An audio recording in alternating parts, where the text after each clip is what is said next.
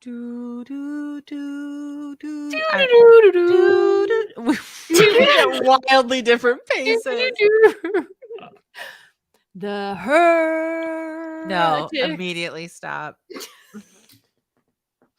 I refuse to this day to call it the heretics. Hi, Caitlin.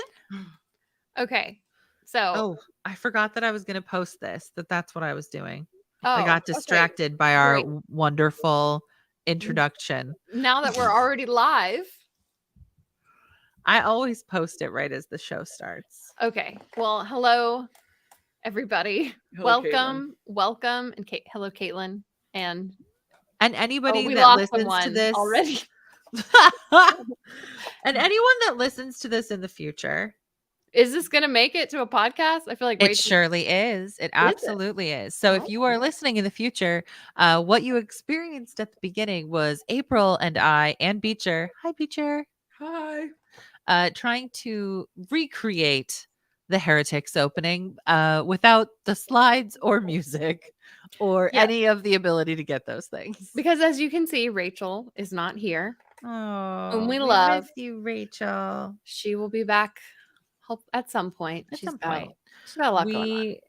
She wanted me to say, she told me that we had permission to share this, that she's not here tonight because not that long ago, Rachel lost her dad. And she just wasn't ready. I don't know, April, you and I are also in the boat of having lost a parent. And so I don't want to speak to your experience, but so far I found that it's pretty universal that like in those months and like that whole first year, I just never knew what I had capacity to do until I was exactly at that moment. And sometimes the answer was, yeah, I got to bail. I cannot do this. Yeah. And there wasn't like a reason. There wasn't like a rhyme or a reason to it. It was just like everything in me was like, we are done. We are done. Mhm. Done. And I just wanted to say that we miss you, Rachel, and we love you, Rachel. And we are thankful that you're taking the time that you need because you deserve that. Yes. Yeah. All of the above. And yeah, I need to go see Rachel at some point because I live closer to her now. That's a fun fact. Since our last episode, Beecher and I, my spouse, if you don't know that for some reason, moved to Lexington, which is about an hour from where Rachel lives. And It's true. Just as I left. Yes. And tonight I have a glass of bourbon since I live in Kentucky now. So I'm trying to learn how to drink this. And also, hello, everyone. I'm not a regular on the show, but I am April's spouse. You're our special guest. It's good to be here. Has anyone taught you the acclimation tactic? Don't know what that means. No, with like bourbon and whiskey. So one of the things that like you're technically supposed to do with like sipping alcohols is like acclimate your palate. And the way that you do that with whiskey, and it's possible this is what you're supposed to do with a lot of things, I just don't know that, is that you hold the glass beneath your nose and you don't sniff, you breathe in through your mouth. Oh, I felt that. Yeah. And it's supposed to like hit in ways that like acclimate your palate so that then when you take a drink of it. That's so weird. I know. It's crazy. You found that in your throat? I mean, slightly. I didn't have a reaction yet, but I've also been drinking it. So that's fair. So your palate is acclimated. Yeah. I didn't start. I was acclimating. You were already acclimated. Would you like didn't, when we lived in Kentucky, I didn't love bourbon, but after my friend Ash, shout out, taught me that. She was appalled, by the way, because I was like, yeah, I like Maker's Mark. And she was like, you shut your filthy mouth. You're a Kentuckian now. We're proud of it, but we don't drink it. Yeah, and that's all the gifts we give people now. Yeah. To be fair, we've given exactly one gift, but we've only had to give one gift so far. Do people ask you, like, do people from Tennessee ask you to get them bourbon that you can only get in Kentucky? Well, we've not been here quite long enough, but I would say my mom was super excited when they visited. She's like, "Oh, we can go get Buffalo Trace. We can go get Woodford Reserve." And so I took. Oh God, people in their Woodford Reserve. Yeah, I went and stayed with some friends in Nashville and brought them like a thing from the Liquor Barn is a thing, y'all. That's a Kentucky thing. I don't know if that was a Florence to the thing. liquor barn. No, Not the song at all. where I was in Kentucky, we had what they boast is like the largest employee-owned liquor store in the country. Oh. It's in Covington, and it's not. I think it's called Party Town. I don't know. I'll look it up and send it to you because if you ever go visit Rachel, you should go to it. Yes, we It's shall. crazy. The Liquor Barn has cheese and like meat and crackers and a million other things too. Yeah. So just for the record, I don't. Yeah. Let's go shopping. Only. You don't want to sell that place short. This is maybe the weirdest intro to this. Wait, that's our sponsor for tonight, right? That's Liquor our Barn. Which one of them? I mean, God, I Yes, wish. of course. Any I'm of them. over here drinking LaCroix. I don't even. Rachel! Party Source. That's it. Oh, I'm so happy that you're here. The whole reason for the opening was us to test and see if Rachel was listening. Yeah, we're just gonna butcher something about. You know what's so funny? I actually had the thought, like, oh God, Rachel's gonna listen to this and be like, Abby, stop telling people where to go when they come visit me. I will do that because I am better at it because she is so much better at it. And then we proved that when I didn't even know the name of the place I was recommending you to go, but she did. There's that place in Cincinnati, Skytown Spaghetti. What's it called? Oh God, you had to do it. Oh, I'm just kidding. You're officially out. No, you're we should have officially known off though. the podcast. Our trick worked. We butchered that intro so well that Rachel appeared. God, I hope Rachel, I hope you were listening in from the very beginning because then it won't be a surprise when you have to listen to it when you upload it for a podcast. When she edits it. Because all I could imagine was like her with her headphones on and dead silence, and then that and her being like, "What is happening?" No, I know. I don't even think I finished my sentence. I think I was like, "Welcome to the Heretics," and then it just kind of. I don't think I finished. We the just thought. took off running. I don't even know what we talked about. Okay. Anyway, to answer, we're catching up. So you moved to Lexington. Yes. Katie asked if we're liking it. Yes, we are.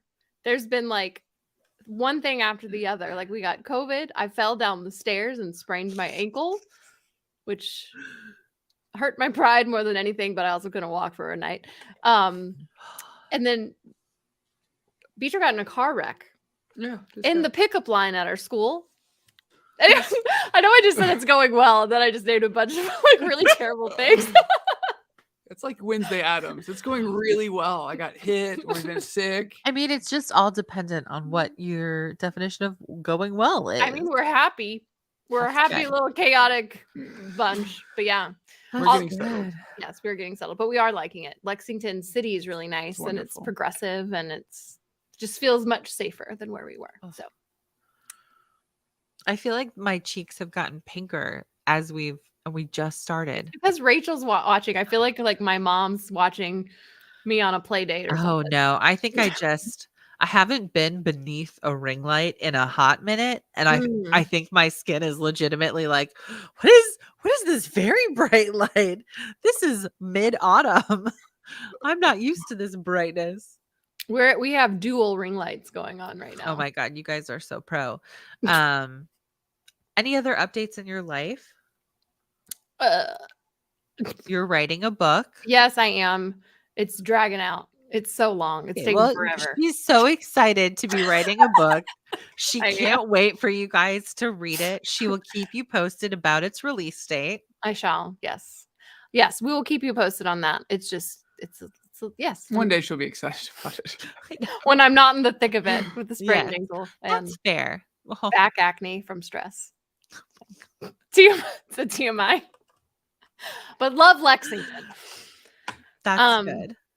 Abby, how are you? Before we dive into spooky stories. I'm good. I feel like my kids became activity kids this fall, and I have no more will to live or time or ability to sleep. I have paper mached and dyed fabric and constructed costumes for the last several days, and I put on very aggressive fingernails too soon and They're epic though. I love those. have not been able to like do anything all day. In favor of a cute Halloween fit tomorrow. So we go trick or treating. What are you going as? I finally, for the first time in many years, I get to just go as nothing and just be cute. Like I just have like a cute Halloween top and like a whole vibe happening. Previously, my daughter has always asked me to dress up with her. And this year, she's obsessed with a television show called The Owl House. And she is going as a character from that. And she wanted me to go as this other character that just would have been very involved, like face paint, a wig of some sort, a very specific, very titty forward dress. And I was like, I just can't do it, dude. Oh my God. Just like boobs out, like, and it's like a children's cartoon. It's relatively, I don't know why they've drawn her this way, but she's what's it called? Owl? The Owl House. You should look up the Owl Lady Owl House and you'll see what I'm saying. It's just, this is taking a weird turn, but I put my foot down and I was like, no. And she was like, okay. And she was totally fine with it. So I'm actually very excited to just be like Halloween cute.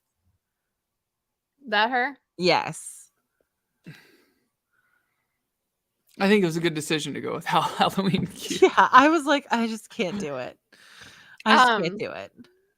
Well, I bet you're going to look soups cute. I know. I'm going to send you a snap and you can be like, I get it now. It'll make sense when you see it. You'll be like, oh, I see. Beecher and I every year, like, we're not going to dress up for Halloween.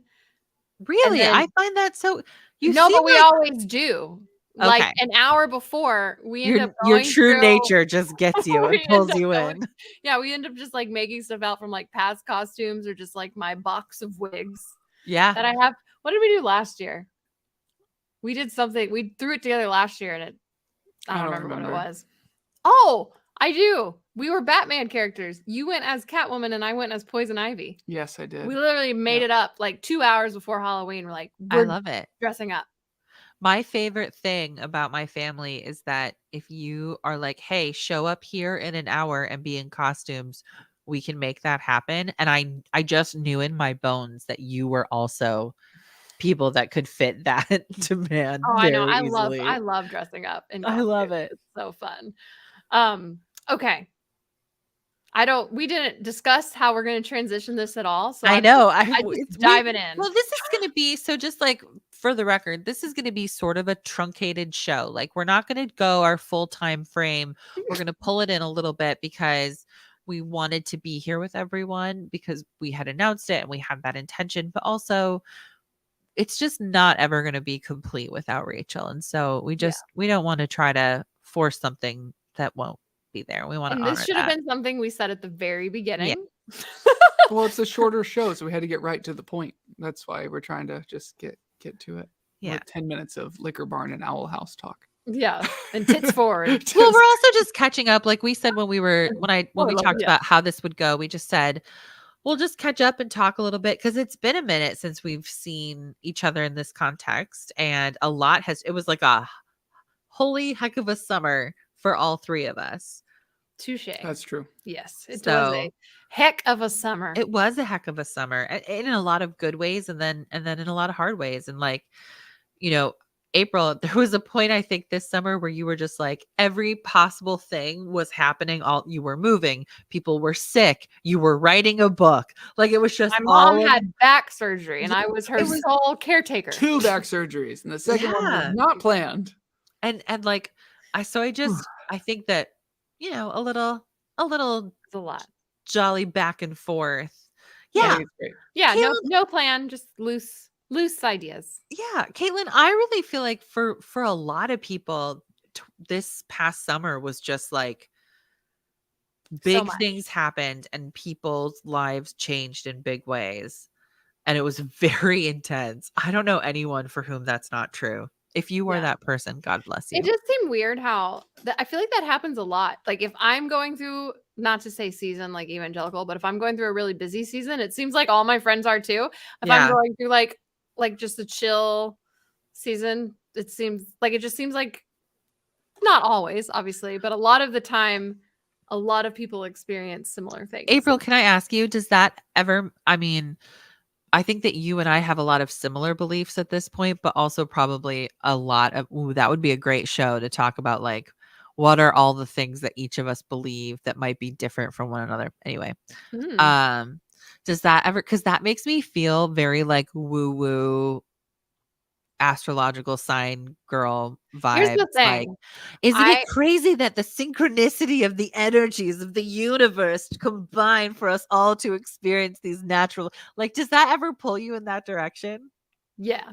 Okay. I would still call myself spiritual. Like, I've experienced too many weird things that, like, do you know what I mean? Like, yeah. Like, for one, this is like, something I charge pickles and crystals in the moonlight, and I genuinely am into it. I love it. I love that for you. But, like, for example, my mom lived in Tennessee with us from Dallas, like moved to Tennessee to be with us. So when we knew we were moving to Kentucky, she knew she was going to move back to Dallas to be like with her other family or move with us. But she lived in our neighborhood in Tennessee, and we were like, there's no way we're going to be able to get that again, because she was downsizing and we were upsizing. And the day that we moved into our new house, or the house we're in now, the house next door, the smaller house next door, just happened to go on the market. And when that happens for you, do you say in your head, are you like, that's a God thing? Or do you have something else that you do it now? Like, because that language is still so ingrained. Like, I would be like, oh, it's a God thing. Like, that's how I would say it. Even, I mean, I may not say it, but like, I will think it. But I was telling Beecher, April's secret shame. It's a God thing. I know. I feel weird saying it out loud. I'm like, because then my logical brain's like, yeah, but what about all the terrible things going on? Like, why would God do this for you? And then I just get confused and I just shut it down. But anyway, yeah, my mom like lives right next door now. And I told Beecher, I was like, this has done more for my faith than like anything in like 20 years. Yeah. I definitely would be like, this was the universe providing vibe. I don't even know that I would call it a God thing anymore. Caitlin, it was a full moon on the 28th. So you missed your chance. We didn't miss it. We looked up. Remember I said, it's a full moon. Yep. We literally went out and looked at it. Blood moon. Did you know there's not going to be another super moon for like over a decade? No. We had like a million this past 7 months. And I feel like there were so many super moons this year. And then now there's not going to be another one till like 2037. I really stopped thinking about the moon since I stopped watching John Hagee and his obsession with blood moons. It's like, I don't have to think about the moon anymore. Great. Oh my gosh. So when I was asking you if that ever made you feel like woo woo, I was trying to pull us into like something a little spooky and then like segue into our thing. And then it went the complete opposite direction, but also works because John Hagee being obsessed with blood moons is very much evangelical spooky story. Full circle. Whoa. We got there totally differently than I intended, but it works. Okay, so first question. How many of the Left Behind books have you read? All of them, but they were the kids' versions. You've never read the grown-up versions? No, I was like a 10 or 11. I was 10 or 11. I mean, I was young. I remember at a 5th grade sleepover, they had the 3rd book, and I was like, fuck you bitches, I'm going to read. Okay, to be fair though, Abby, the kids' book, I'm pretty sure, had all the exact same content in it. No. With children. No. I read the children's books, and then I read the first Left Behind. There were full-on decapitations. So. There was like but just stuff. like length of book. Well, that's true. The kids' ones were thinner. I just remember the locusts. The locust or the bugs were described in such detail. I remember that. The Antichrist name was Nikolai. I'm telling you. Yeah. Nikolai Carpet. I'm telling you. Oh my gosh. I was like deeply into it. Anyway, I think now whenever I think about things that were like oddly spooky from this perspective, I always go back to the Left Behind books. There was nothing that like evangelical Pentecostal kids all experienced like they did when they had just been reading a Left Behind book and then left their bedroom to suddenly be like, there's no one in my house. Where is everyone? Oh my God, the rapture happened. I've been left behind. And then like your mom comes upstairs and you're like, cool, this is fine. Oh. What's the longest that you ever thought you were left behind? I mean, I would say probably not very long, because eventually I would like go outside and wait, and like a car would drive by or my neighbor would be outside. So I would say probably not longer than 5 minutes. April, why? What is your answer? Longer than that. It was longer than 5 minutes? Yes. How long was it? It was like at least 20 minutes. Because I definitely had a 5-minute spell, and we were living in the country. I couldn't walk outside and see anybody, but I just turned on the news.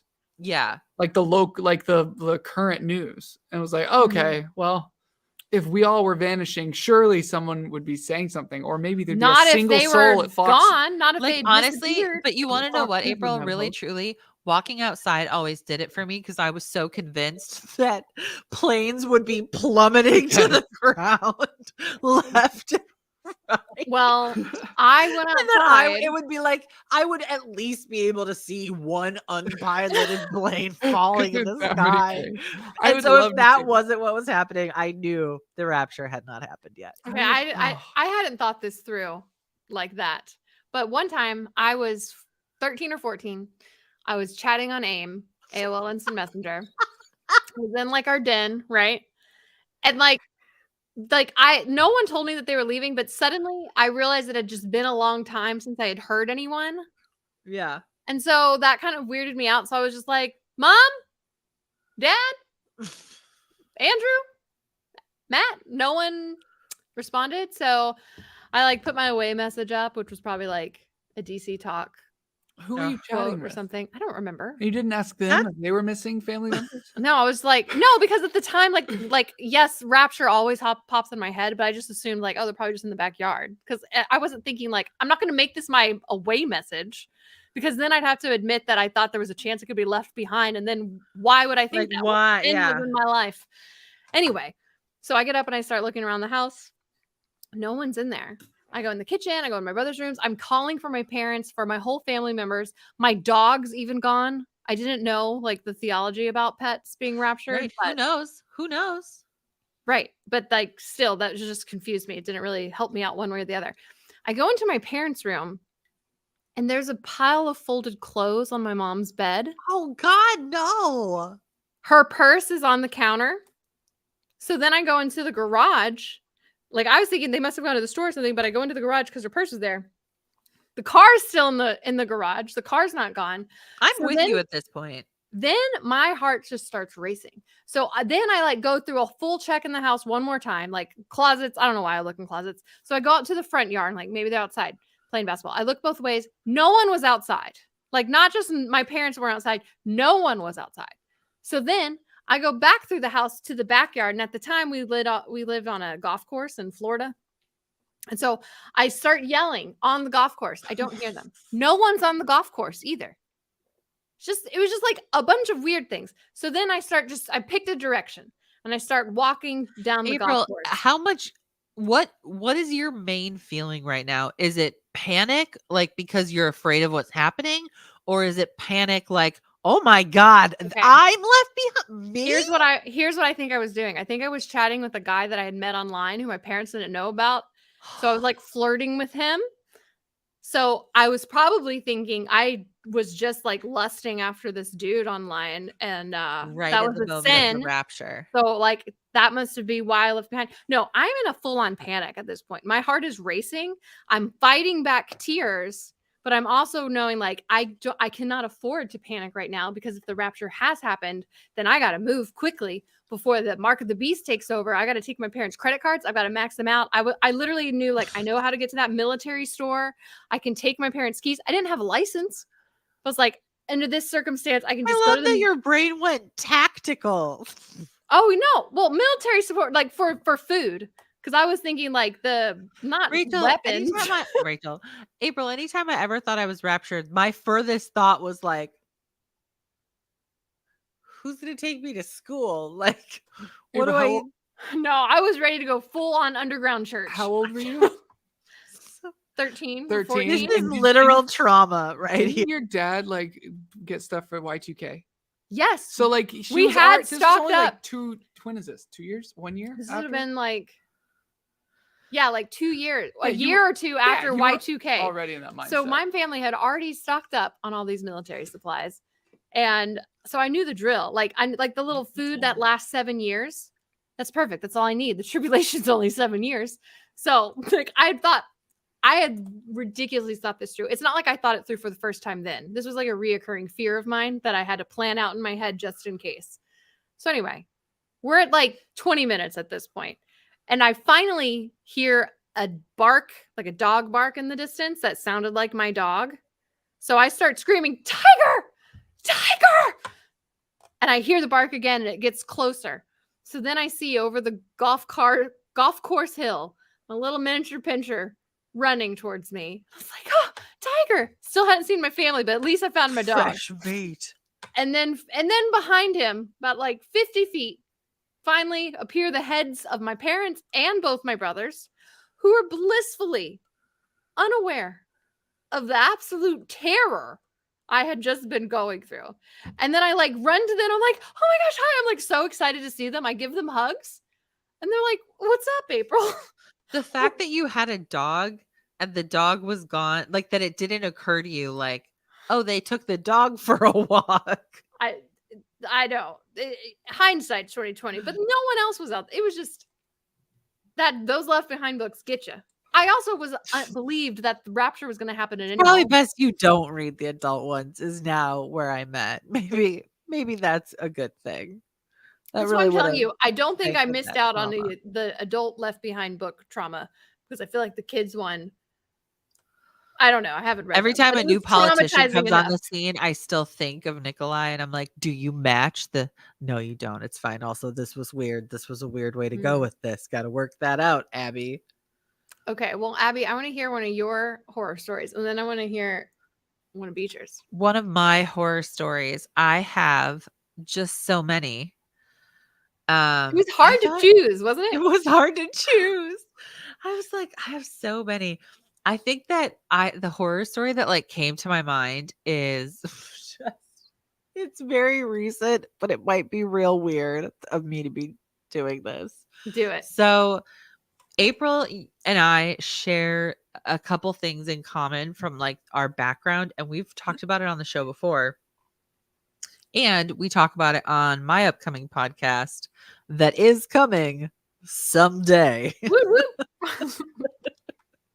But April and I recorded a phenomenal episode about our upbringings. And because we both come from families that were regarded as a big deal in this very specific evangelical corners that they existed in. So like, I don't know who April or her family are, and she does not know who my family is. And that's weird for both of us because we're both a big deal. Well, not even us, but like the people, the generations above us. Yes. And so when my mom passed, we held her memorial service in the church that my grandpa pastored for a really long time that would be considered a megachurch and would have been considered a megachurch before megachurches were considered megachurches. And it was attended by so many people that, I mean, that place was packed. And so many of them were more there out of respect for my grandparents. They had known my mom and like knew who she was, and they were grieving, but they were like grieving with my grandparents. A lot of those people were. And there were so many moments because that church also happened to be the private Christian school that I had attended from kindergarten to, I think, 7th grade. And there was just like a lot of like very evangelical memories, and it started to like feel different in my body as I was there. I noticed myself doing things deferentially that I did not do anymore as like an adult woman that had not been in that context for a really long time. And it was the weirdest, like most out of body experience thing. And it kind of culminated in this moment where this man, this tiny little dude walked up to me. Is it a man or a dude? Like how it was old? A man. He was elderly, like elderly. Okay. Like thought he might pass out Got as it. he walked, elderly.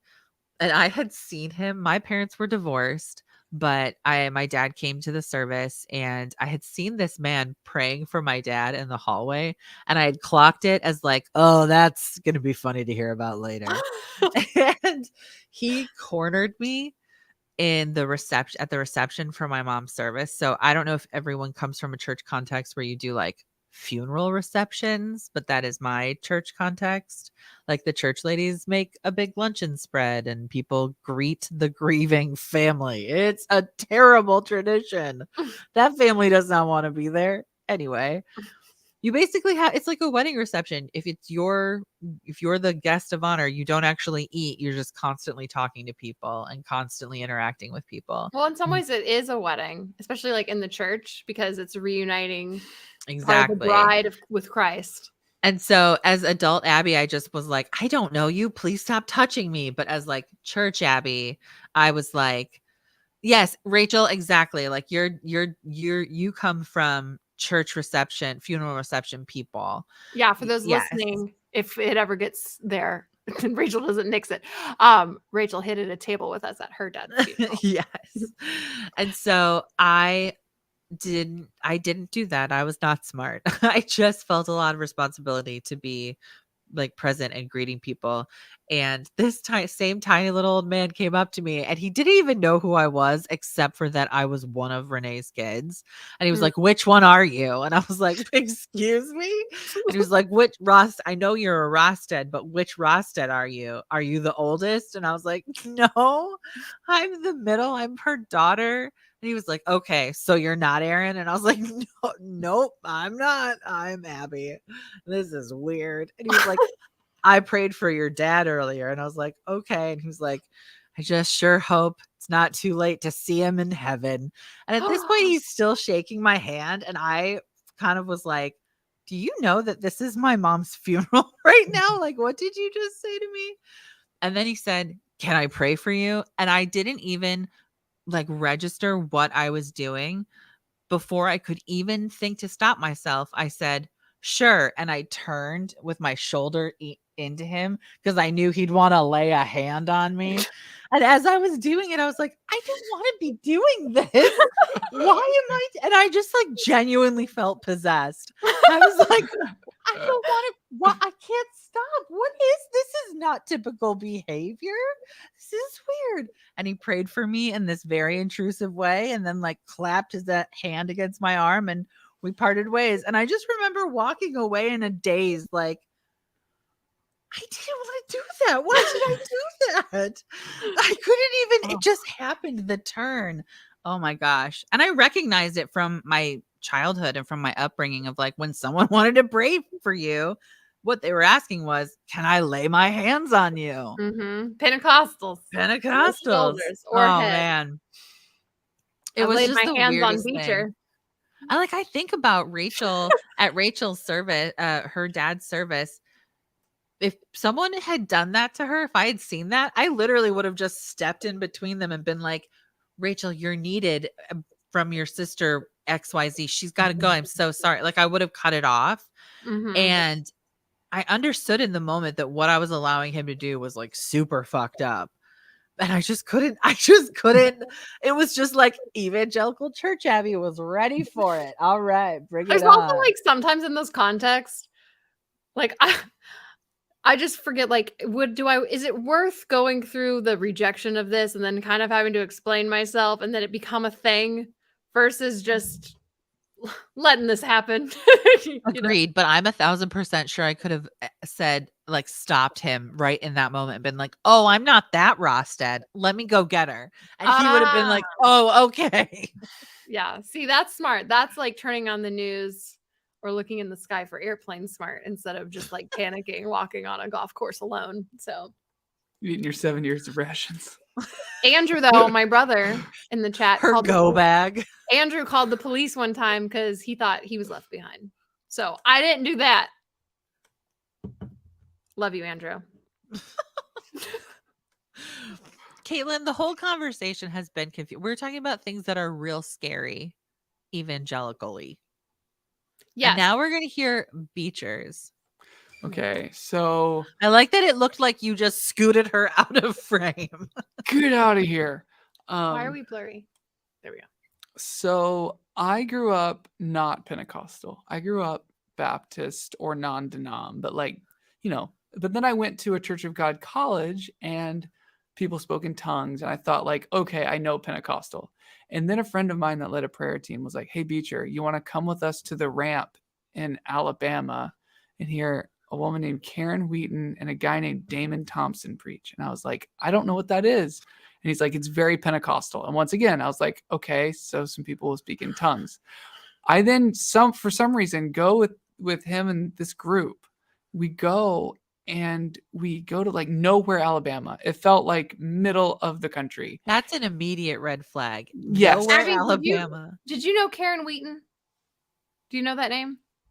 Oh, I know Wheaton she College. came and spoke at our church. Oh no. And sang. It's very Pentecostal. Continue. So we go to nowhere, Alabama, and we pull up to this old house at the end of this gravel road. And the guy I was with is like, yeah, this is where we're going to be staying with this couple that are housing us. And they didn't have room for us, but we went in. They didn't have room for you? I mean, I shared a double bed with the guy that I went with. And it was like a musty house, but the couple was like, why did you go? I don't know. I was a prayer group was going. I was able to go. They because the Lord told them to. Yes, that was it. And so I go down there, and the couple that we're staying with is a little bit odd. They're just like, oh, you're going to the ramp? And we're like, yeah. And I'm like, if these people are cannibals, I will believe you. And this does sound like the beginning of a horror movie. I remember the husband was just like, oh man, the first time I went there, I walked in and I just started bawling because the Holy Spirit just fell on me. I mean, it just falls on you. When you walk in that room, it falls. And I'm just like, oh, okay. I don't know what kind of Pentecostal this is. And so then we go to it, and it's it looks like, at least from my recollection, I'm thinking it's going to be at a church, right? A big church. No, this is a ministry center, but it looks kind of like a dive bar, on the side of the road with I don't know, with cheap-ish siding, and it's smaller than I was expecting. But we walk in, and it was a night service, and it was a little bit dark, and people. Is this the plot to Midnight Mass? Yeah, it felt like it. And people are crying already, before it started. I'm like, what is happening? Oh, I've been to those. This is I've been to those. There was an excitement and almost a fear, and then almost next level. I just walk into the presence. I just walk into the presence. Or they start laughing on the floor. Yeah, there wasn't laughter yet. That did come though. But I was like, what is happening? And there's no chairs. Everyone's like, all right, everyone have a seat. And y'all just sit on this really thin carpet. And you don't want chairs, and you're going to be slain in the spirit. And I was sitting down. That's and then that's a way to get hit. And then this dude came out, and the only way I could describe him is what I think John the Baptist would be, wild man that ate locust and honey in the woods. He had dreadlocks and was loud and was angry. And he just started preaching about how he goes around his 15 acres and casts the snakes out of the woods because he doesn't want any snakes on his property. And I was like, what?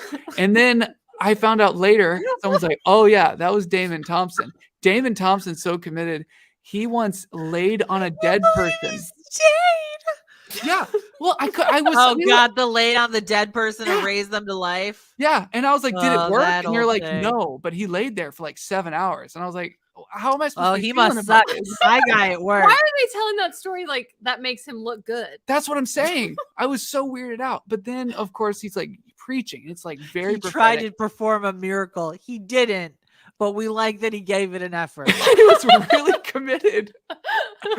And we checked, there's no snakes on his property. And I was like, this is wild. How does one check that?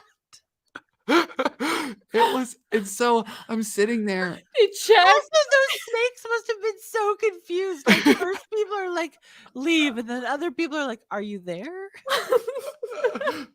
Snakes. And so he's preaching. And I remember it was something about water into wine and how water is what we'd had, but now it's time for wine. And everyone just started kind of dancing a little bit and standing up. And I'm just like, what is going on right now. You're like this is why we don't have charismatic chairs. jig. Yeah. And he's like, everybody get up. And so it turned into this like giant dancing session. And then he's like, fire tunnel. And I'm like, what Oh, is a fire yeah. tunnel? And they all like line up and they got like spirit fingers going, it feels like. Yep. And they're like, Beach, you just walk through. Did And it rain oil? You were Jim Halper from the office. I was so like, Was there emerald dust? I was, yeah. So I walked through and got like touched and patted all over the place. I did not collapse, even though Damon Thompson yelled at me and like hit me in the head, but I didn't fall. I think I was just in complete and utter shock. And there you go. It is an experience. It truly does sound like the beginning of a horror film, or like an episode of like a crime show. The next scene is like it cuts to the daytime and the police are there on the grounds of the revival and there's like a dead child. You've never told me this story. I heard it for the first time tonight. I know. I was saving it for this. Heretics. It was like, I know when I'll tell her. Like, how many times have we talked about Pentecostals? Like, how does this not come up? I am honestly, it was just so insanely weird that I think I just kind of stuffed it. I think I was just like, I don't know where to place this. I'm just gonna. This feels like fiction. But I remember thinking though, and this is kind of morbid. I remember thinking, if I'm ever, and I believe this for probably 10 years after it, if I'm ever diagnosed with like a terminal illness, I'm gonna drive back to Alabama because Damon Thompson was like convinced he was gonna like cast out any form of sickness from people, and I was like, I guess I'd give him a shot. I mean, I take medicine too. But Peter, have you ever been part of a healing service?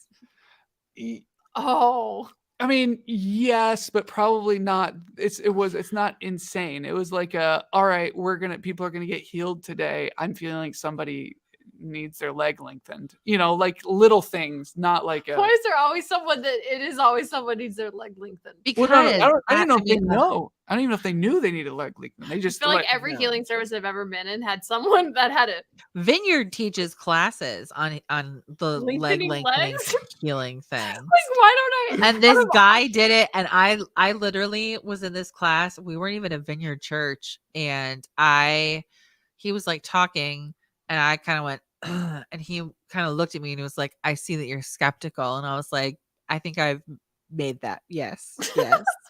He was like, why? And I was like, because basic anatomy understanding would tell us that, like, if you have someone sit with their legs up, held straight for any amount of time, one of those legs would probably like stretch and lengthen, and that it would like probably make up for any whatever. And also that like human beings aren't perfectly symmetrical. And he just stared at me, and I was like, oh, did you say this in front of other people? In front of like 2 or 3, like it was like my group, because we were literally put in groups and taught how, if you're praying and you feel a sensation in your body that doesn't belong to you, look around you, be observant. Whose pain are you experiencing? Yeah, no, and that would be like how they taught people how to discern prayer and like tell things about people. Like, does your shoulder hurt? Well, whose pain is that? And then you approach that person like, I think, like, has your shoulder been bothering you? Can I pray for you?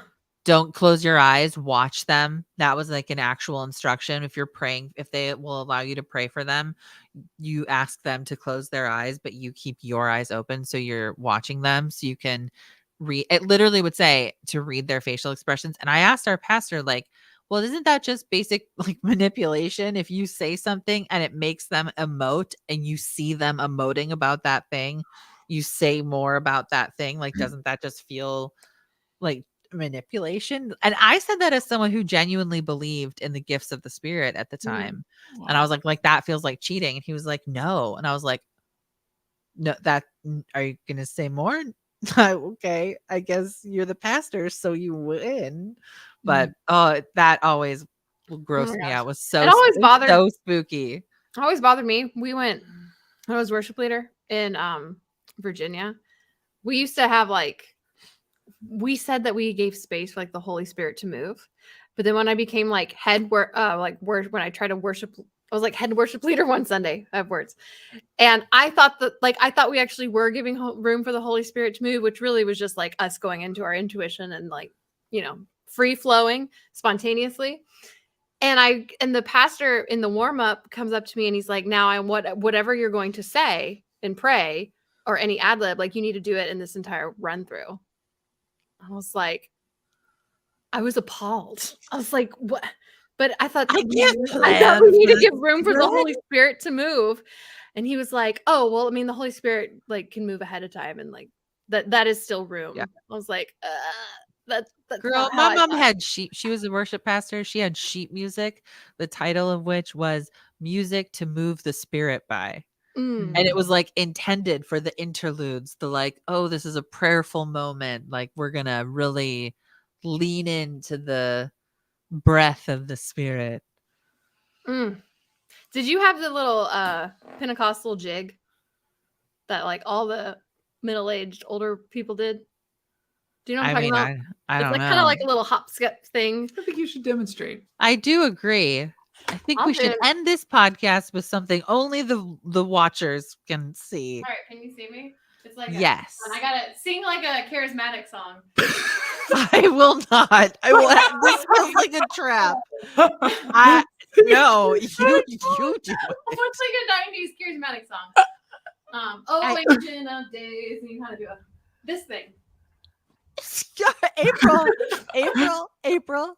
Do you know what ska music is? April? I do know what ska is, but we call that ska dancing. That's just skanking. Okay, we didn't call it that. That was the charismatic jig. Charismatic? You called it that? No, we did call it something though. I think it was like Pentecostal. I think it was.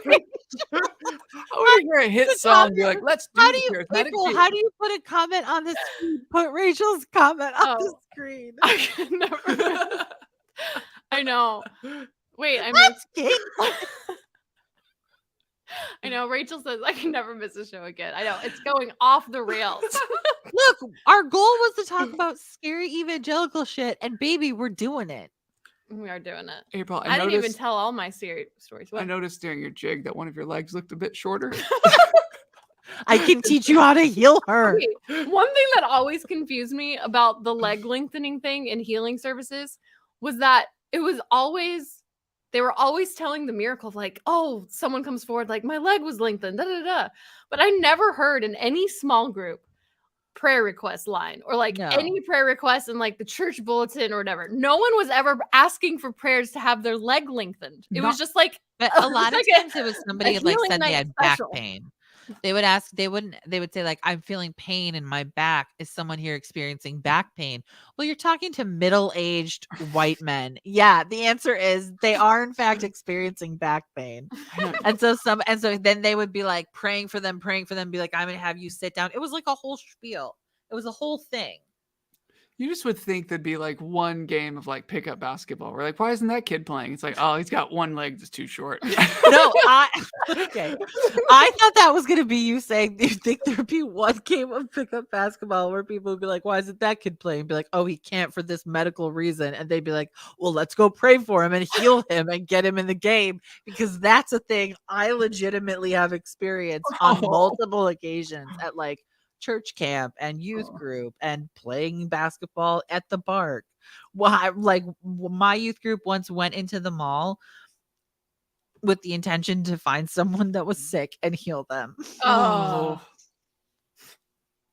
We just made the same noise. You really did. Yes. Sick person. Oh, that girl over there looks kind of ill. How do you start that conversation? No, well, hopefully they'd be like in a wheelchair or something, because we had just come back from like a youth camp. The pastor who spoke every night, like that was he was like, I broke down on the side of the road, and the guy that towed my truck, we got to talking while we were in the tow truck. Turns out he's got cancer. I told him I believe in this real big God, and then I prayed for him, and boom, cancer free. And now that man's living for the Lord, making $100,000 a year with his own tow trucking company. And it was like they made it very infomercially, and it was like every instance that he found himself in. I was going grocery shopping, and there was this single mother behind me. She was already crying because she realized she had too many boxes of diapers. I turned around and was like, hey, I don't have any diapers, but I have the Lord. Let me help you through this. Like he just seemed to constantly be in a situation where he was healing people or leading people to God or like performing like these little miracles, and he made it very attainable. Like you kids could do that too. Your faith is big too. And my youth group went home and we were like, we can do that too. Our faith is big too. How do we do that? I don't know. Let's go to the mall and walk around and just like sense that people need prayer. And it made for a lot of really uncomfortable interactions for other people that I now deeply regret. I'm so sorry to anyone that's experienced that in my hands. At the same weekend of Alabama, we did a treasure hunt. You've done a treasure hunt? Yeah. What does that mean? About treasure hunts, and you've never told me this story. What is a treasure hunt? For the heretics. Invite me on the show more if you want more stories. Abby, you don't know what a treasure hunt is? No, but also, Feature, I love you, but you can't be on the show more. Oh, I know, Rachel. But I do love. But I do love that you're here now. Okay, what is a treasure hunt? Okay, so for the record, April probably could talk more about it, but in the same weekend, I was going with a very charismatic group down to the ramp thing. Why did you keep going to their events? Like, what was it? I went one time, and I rode with them because they stayed overnight. Yeah, it was a weekend. It was like I couldn't go back to Tennessee. My God, hours away. I can't even imagine how you must have felt at the end of this weekend. Oh my gosh, it was wild. And so, anyways, on the drive there, this girl that's in the other car, we took 2 cars, calls and was like, all right, y'all, I feel led that we need to do a treasure hunt. Nothing good begins with I feel led. Yes, we're just praying back here, and we have just been praying, and we feel like we need to find a man in a red jacket. And I was like, oh, and that he has something, either we can give him something from the Lord, or he's going to give us something from the Lord. So let's all do that. And like, she was like all about it. Did you call this you called it a treasure hunt? She said it's called treasure hunt. Treasure hunt. We're going to feel led to do a treasure hunt this weekend. They do them a lot at Bethel. But at Bethel, it's not like one treasure for everybody. Like not everyone's looking for the same thing. At Bethel and like some other places, who tells them what they're looking for? They just feel it. You have to get a vision from God. They have everyone like close their eyes and just be like, whatever first pops into your head. Oh, that's terrible. And so like someone like, okay, what's your vision? They're like, yellow t-shirt. What's your vision? Red hat. And then they just go around like for these physical cues. And then they just go into the city and look for the thing that they think God gave them. But everyone's looking for their own. Our car did terrifying. This is terrifying in a totally different way. Like, our car did not participate because the guy that was driving was like, "We're not doing that. I don't believe in treasure hunts." Which he was the guy that's leading the trip to the ramp and believed in everything else. It's like, oh, okay, that's where you draw. Where I draw the line. Red jacket, man. As a man in a red jacket passes him, and he's like, "Oh, But I will say, treasure hunts made it more exciting because every time we went to a restaurant or anything, we were all like, "Well, I wonder if that girl's gonna find her red jacket, man." I'm like, that guy, no, that's green. Could it be? I do think that that's part of the allure of that level of like Pentecostalism is that everything feels like a superhero movie. Everything feels like you're like a secret agent for Christ. Oh my God. It's just like oh God, I can't admit that. We have to end the show immediately. I was about to admit my deepest, darkest evangelical kid shame, and I will not do that. Oh my gosh. Well, now I'm so intrigued. No. This is the All Hallows Adam. Okay, listen, it's just that it's embarrassing. It's not that it's like terrible. It's just like reveals how deeply indoctrinated I was. You should not feel any pressure to share what you do not want to share, but I'm going to privately ask you about this later. I'll own it. I used to did you ever as a kid like sort of envision but also kind of play act what you thought your life might be when you were an adult? Yes. It was like a weird thing that I feel like I did well after the age of like what play acting is. It was like something I did as a teenager, like in private, maybe in the shower. If I was like walking home from school, I would just like play out these scenarios. Maybe I am neurodivergent and I just didn't know that then, but I would like play out these scenarios and kind of say them out loud or as I imagined them in a moment. Do you know what I'm talking about? Am I psychotic? No, I do that. Beatrice will catch me like I'm acting out a TikTok that I'm thinking about. Okay, perfect. Or something. It was just like a way to help clarify my thoughts about something. And I would genuinely have these moments where the thing that I would be like envisioning for my life in a genuine way and like a little bit play acting out loud was that like I was a great prophet who could work many a miracle, and like I was winning people for the Lord by the millions because of my what the world wanted to believe were superpowers, but I knew they were of the Lord. And that was like, I mean, guys, I was well into my late That's not that I was teens. expecting much more. Shame. That's not that bad. I feel like that is the kind of thing where if you said that to someone that did not grow up in a Pentecostal church, they'd be like, you sound like you have a severe mental illness that went undiagnosed, Well, that you maybe were like fantasizing about being essentially a superhero. no, I was fantasizing about winning At the like Spice Girls to 19, at Christ. like 19 though, Yes, I all was the like, way. I'm going to be a conference speaker that speaks in like those Oh, big, yeah. Taylor Swift sized domes. She wasn't a Right, thing but for then, Jesus and but like for saving Jesus. souls and like, yes, I was right there. I was in high school and I remember telling I'm so people, glad I'm not alone in this. You're not. I was in high school. I remember telling people that I don't feel called to be a missionary, but one day when I get old, I want to like go to a really dangerous country and preach the gospel and die a martyr. So like No, I I didn't planned want that out. I wanted notoriety. I was like, Yeah, I'm gonna be known. I'm gonna I'm go gonna be out with a like bang. Amy Semple McPherson, but not crazy. Yeah. No, same. I mean, I fantasized about getting shot in school because I said, yes, I believe in God.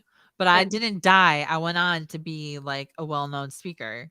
do you know what? Sometimes I kind of, Well, sometimes I wanted to be left behind in my fantasy so that I could join the underground church resistance against the Exactly. I Antichrist. wanted to be a fucking freedom fighter. Yeah. Like, ugh. I love it. Most people are like, I want to be an astronaut or It's a so embarrassing. famous Like, I actor. Like, no. legitimately No, I want have to be a like well-known fan fiction somewhere where I have like written out stories of like some of these scenarios. Oh And my I God. think about it now and I'm like, oh my God, I was so fucked up. Why was I so fucked up? Like the amount of times I fantasized about getting my head chopped off doesn't It's seem normal for a weird. 10-year-old. It's so weird. It's Super so weird. like, did you know Carmen, right? You are it's Do I know yes. Carmen? But do you remember like the music video where the dad is in prison That singing to his kid, and like at the end it turns out he's about to be martyred? is that in the Great God music video?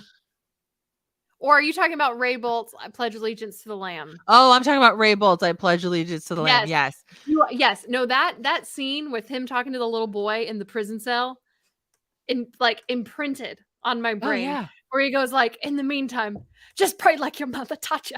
And like Yeah. is crying while he's looking at the kid. And the slow motion being escorted Oh. away by the guards in his beige jumpsuit. With It his is his so like shackles. They weren't like handcuffs. They were like a long chain. right. It was And ridiculous. as he's like about to be just slaughtered, it's like I pledge allegiance. It's like a It whole reminds choir me of the TikToks that Christians make now where they act like the one girl is acting like she's getting beat up because she wouldn't renounce the Mhm. Lord. Oh my gosh. Ugh. For the record, Carmen does have a similar video to Great Yeah. God, but He's it's a a little great God. Although that's medieval. righteous king, ruler over everything. And he's wearing the Christian flag as his like knight.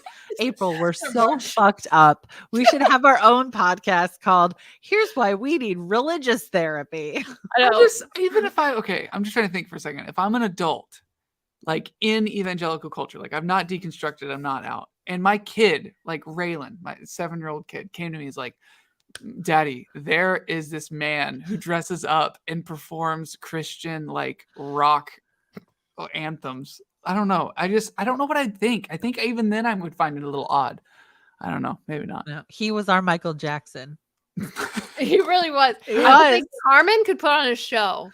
Granted, I was absolutely used to like could. Gaither music, so Yeah. bar was God. low, but he was a good performer. He's so theatrical. And a lot of songs were just like talking.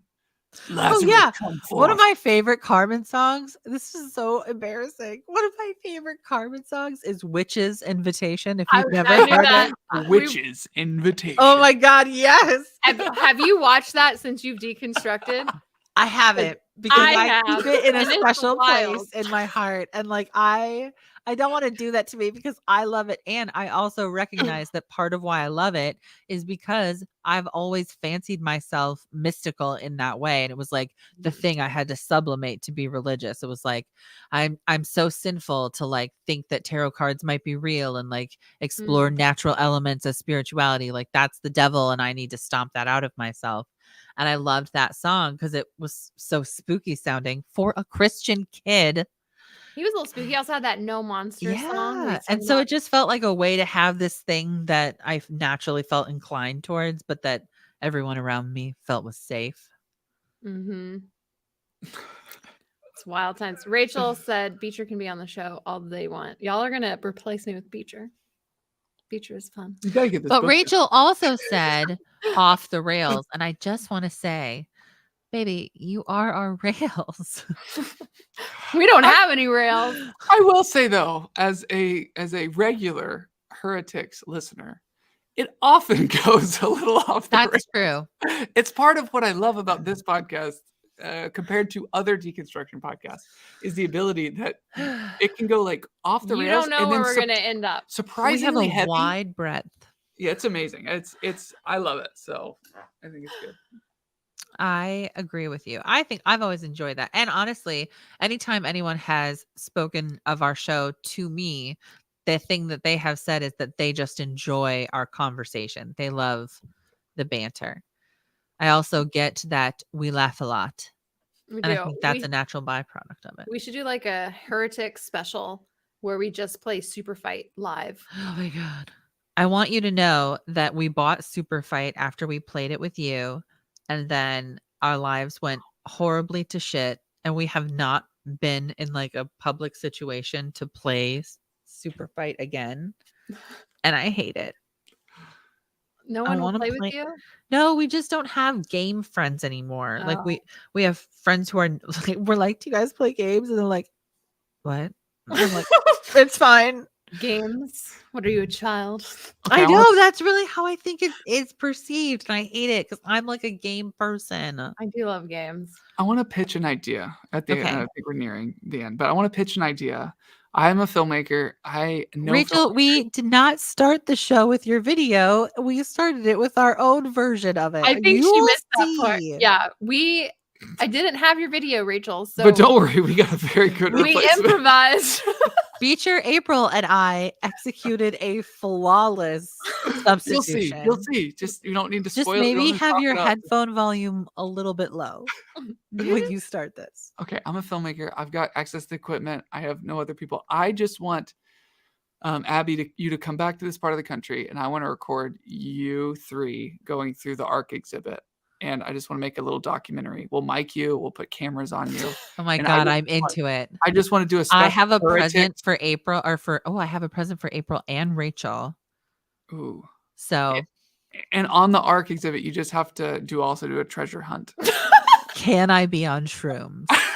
Yes. Can that be my story? Oh yeah, absolutely. And you all will you pray about it and find one person that you're going to try to find in the ARC. And this just sounds like the greatest hour-long. Can you imagine though, if like we accidentally uncover like the greatest treasure hunt ever? And it's like, well, if it actually works? Here's the thing though, if you still believe in the universe speaking to you, then it's just a treasure hunt with the universe. I support that. Hey, I'm into it. I'm into it. Because of where I lived in Kentucky, I worked with some young adults who had worked at that place, the ARC experience. One in particular who was part of the cleaning crew. And she told me that all of the animatronics are motion censored. And that at the end of the night, they turn all of those off and they have like certain lights only on. And so she would go through and clean places and have like one headphone in and listen to music. And so she said she'd been there for weeks and nothing had ever gone wrong. Like there had never been a hitch, and that she isn't alone in the building, but that the building is so big, she is very far away from the other people in the building. And she said she walked into a room and the wrong light was turned on. So it was just one spotlight on one particular animatronic, and as she was cleaning, it was still motion, like the thing was still on, and it sensed her motion, and it like thunderously yelled at her. And she said that she screamed so hard she tipped over her mop bucket and like honestly almost panicked. I was like, yeah, that's very reasonable. That's terrifying. I was like, what did it look like? She was like, he was like on a mountain. She was like, it was an Old Testament one. She was like, he was like on a mountain and very angry. And I was like, that's a lot of the stories. Oh my gosh. We all know Five Nights at Freddy's is out right now. It's a big hit. And that is somebody's it's a movie. It's about a janitor at a like Chuck E. Cheese, and the animatronics are like, they come alive and try to kill him. Oh my God. And that's in theaters. It's a huge hit right now. What if we did 5 nights at the Ark Encounter? No, 40 nights at the Ark. 40 nights in the Ark. I cannot stay in the Ark for a month. 40 nights in the I will tell you this. When we go, what you should do is you should call local churches and say, hey, I'm a filmmaker. I just want to go look at the Ark stuff. Or honestly, I could do it and be like, hey, I'm a pastor, because churches give away free passes all the time. And that experience is not cheap. They want people to get saved. Yes. And that's what I'm saying. I'd rather go on a church's dime and not, we know a pastor in Kentucky. I know a lot of pastors in Kentucky still. I'll get us tickets. Because I'll record it. We'll do a little mini doc. We'll release. Is that legal? Are we going to get kicked out? Well, the thing is, I'd give you microphones in there, so y'all would record your conversations, and then what I'd do is do a little interviews, kind of before and after, and kind of we'd step outside. I probably couldn't record you in it. But gotcha. There you go. You might be able to. We could probably film on our phones though, some stuff. Oh, for sure. Yeah, like little things. Well, now just edit it together. I'm sold. All right, let's do it. You gotta come back to Kentucky. It could be a whole mini series. 40 nights in the Ark. Do episodes. I don't live there anymore, April. I would kick Ken Ham's ass. Oh my gosh. I believe you. I would let you. Oh yeah. Well, that one could be pay-per-view. On demand. Oh my gosh.